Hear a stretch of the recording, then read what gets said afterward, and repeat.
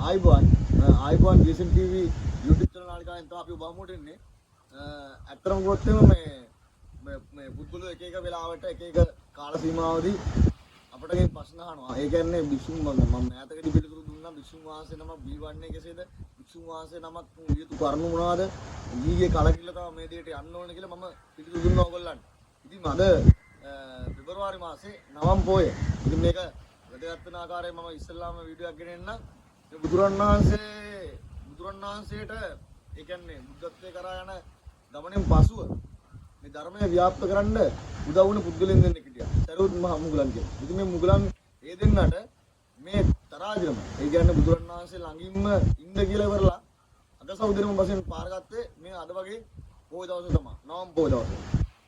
ඉතින් මේ ඊටමත් උතුම් පොය දවසේ මේ බුදුරන් වහන්සේගෙන් පසුවත් මේ පුද්ගලයෝ දෙන්න සෑහෙන කාලයක් මේ බුදුදහම ව්‍යාප්ත කර කටයුතු කරගෙන ගියා.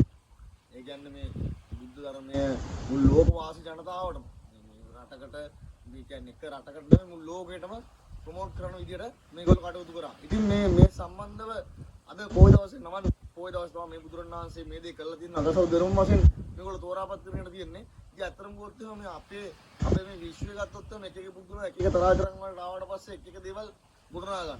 ඒ ගොඩනගා ගත්තට පස්සේ එක එක දේවල් වලට යන්න තව තමන් කවට්ටේ පත් කරනවා. ඉතින් පත් කරගන්න හොඳ අවස්ථාවක් බවට පත් වෙලා මේ 9 පොයෙන් තමයි බුදුරන් වහන්සේත් මේ දේ මේවා කරගෙන තියෙන්නේ. ඉතින් මේ දිගටම මේ දේවල් කරන් යද්දී තව කට්ටිය එක විදිහට ලං වෙලා තියෙනවා. ඊට පස්සේ බුදුරන් වහන්සේ මේක රෙකමන්ඩ් කරලා තියෙනවා. මේ බුදුරන් වහන්සේ මේ දෙන්න මෙහෙම දෙන්නෙක් කලින් බුදුරන් වහන්සේලාගෙන් මේගොල්ලෝ විවරණම් තියෙනවා. අග සහෝදරයන් වශයෙන් පත් වෙන්න කියලා ඉවරලා මේක මේව කරගෙන තියෙනවා. ඉතින් මේ විදිහට තමයි මේ හැමදේම යන්නේ. තවත් දෙයක් වෙලා තියෙනවා.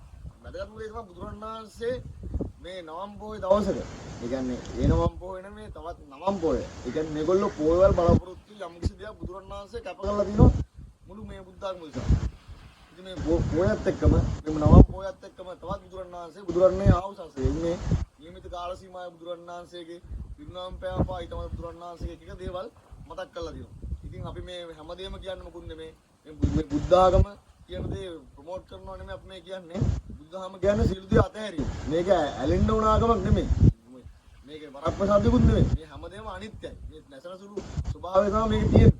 ඉතින් මේක මේ තව දෙයක් මම පැහැදිලි කරනවා මේ භික්ෂුන් වහන්සේලා ඉස්තර මන්තුරු ගාවට කියන හොයාගෙන. මේ භික්ෂුන් වහන්සේලා ආගෙන පන්සලට ආව හේතුව භික්ෂුන් වහන්සේලා හැමදේම කියලා කරගත්ත පන්සලට එනවා මේ පුද්ගලෙක්. ඉතින් භික්ෂුන් වහන්සේලා යන්න පෙළඹෙන්න එපා. භික්ෂුන් වහන්සේ කොටමුත් පාසල උගන්වන්නවත් යන්න එපා. කියලා සඳහන් කරපෙ මේ 9 පොය අපි සමුගන්නවා. ජීසන් ටීවී YouTube channel නාලිකාවෙන් ඔබ සමට ඒත් එක්කම මේ ආරම්මස් කණ එක නවත්තන්න. මොකද හේතුව ගව ඝාතනයේ හින්දා තමයි මේ අපේ විශේෂ පාලකයන් උදාහරණයක් වශයෙන් ගත්තොත් එimhe මේ එක මහින්ද මහත්තයලා බිහිවිලා ඉන්න ඒගොල්ලන්ට පළදීමක් ඇතිලා දෙනවා මේ ගව ඝාතනයට පර්මිෂන් දීමෙන්. දැනට මහින්ද මහත්තයාගේ පර්මිට්ෙන් තමයි මේගොල්ලෝ අවශ්‍ය ප්‍රමාණයට කියලා මේගොල්ලෝ ගව ඝාතනය කරන්නේ. හේතුව ඒ කාලේ වාහන.